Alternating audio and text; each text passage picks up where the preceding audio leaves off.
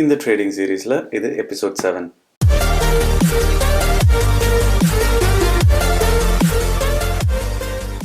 இன்றைக்கி நம்ம பார்க்க போகிற லெசன் என்ன அப்படின்னா, இப்போது நீங்கள் நிறைய ட்ரேட் பண்ணியிருப்பீங்க. இன்ஃபேக்ட் நானும் நிறைய ட்ரேட் அப்பப்போ அடிக்கடி பண்ணுவோம்.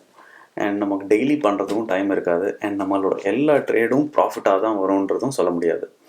ஸோ இப்போ ஒரு 10 ட்ரேட் பண்ணுறோம், இல்லை ஒரு 10 கம்பெனிஸில் ஸ்டாக்ஸு வாங்கிறோம் அப்படின்னா எல்லா 10மே ப்ராஃபிட்டாக வந்துச்சுன்னா ரொம்ப சந்தோஷம்.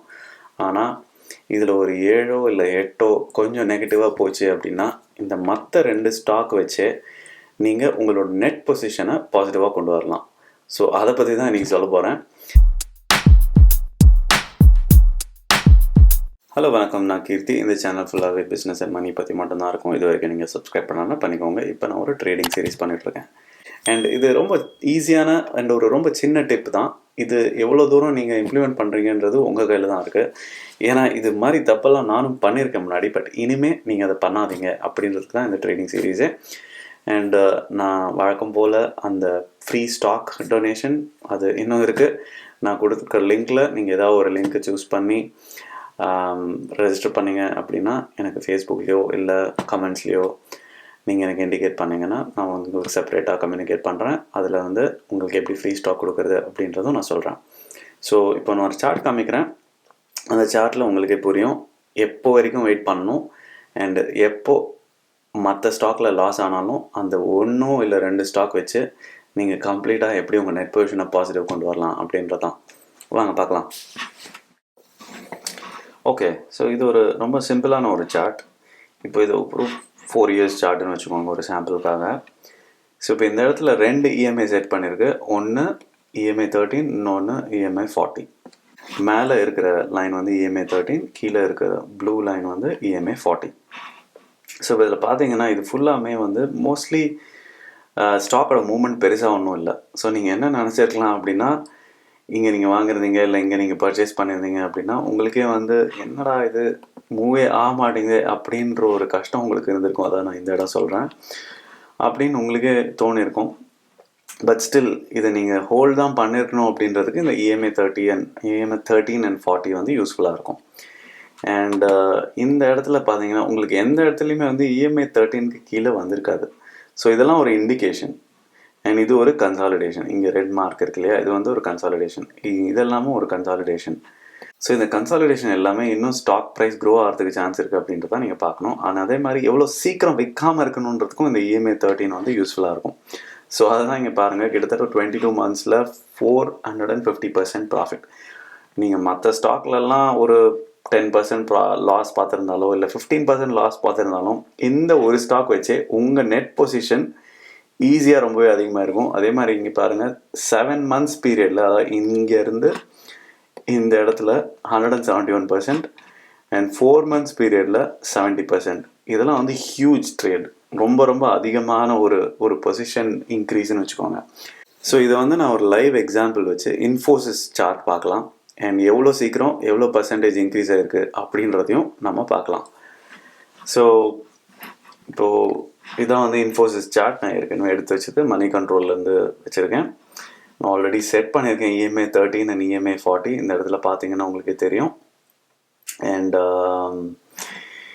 இது வந்து அபவுட் 1 மந்த் சார்ட் இது. அண்ட் வால்யூம்ஸும் பார்த்தீங்கன்னா உங்களுக்கே தெரியும், வேவ்ஸ் மாதிரி இருக்குது. So classic chart. And okay, 1 month இல்லாமல் ஒரு 1 இயர் சார்ட் வைக்கிறேன். ஏன்னா லாங் டேர்ம் இன்க்ரீஸ் பற்றி தானே பேசிகிட்டு இருக்கோம். ஸோ 1 இயர் சார்ட் எடுத்து வைக்கிறேன் நான். ஸோ இப்போ இதை நீங்கள் பார்த்தீங்கன்னா இந்த மார்ச் 23 தான் லோவஸ்ட்டாக இருந்துச்சு. ஸோ இப்போ இந்த இடத்துல இருந்து இது அபவுட் 522 கீழே போச்சு. ஸோ பட் ஸ்டில் ஒரு எக்ஸாம்பிளுக்காக எடுத்துக்கலாம். 522 இது வந்து உங்கள் இஎம்ஐக்கு கீழே தான் இருக்குது.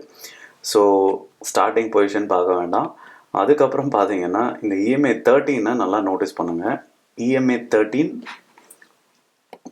இங்கே இருக்குது, அதாவது ப்ளூ லைன். ஸோ இதுக்கு மேலே தான் மோஸ்ட் ஆஃப் த டைம்ஸ் போயிருக்கும். அண்ட் சில இடத்துல கன்சாலிடேட் ஆகிருக்கும். ஸ்விங் பெருசாக ஒன்றும் இல்லைன்னா நீங்கள் அதை பற்றி பாதர் பண்ண வேண்டிய அவசியம் இருக்காது ஜென்ரலாக. அண்ட் இஎம்ஐ 40 வந்து லாங் டேர்முக்கு பார்த்துக்கோங்க. லாங் டேர்மில் இப்போ பார்த்தீங்கன்னா இஎம்ஐக்கு 40க்கு கீழே இந்த ப்ரைஸ் வந்திருக்காது. So which is a clear indication of நீங்கள் லாங் டேர்மில் இந்த ஸ்டாக்கை வச்சுக்கணும் அப்படின்றது தான். இதுக்கு முன்னாடி ஒரு எபிசோடில் இஎம்ஐ 65 பற்றி சொல்லியிருப்பேன். அது ஒரு சர்டன் பீரியடுக்கான ஹோல்டு சொல்லியிருப்பேன். இது வந்து ரொம்ப லாங் டேர்ம் அண்ட் ஹையர் ப்ராஃபிட்காக சொல்கிறேன்.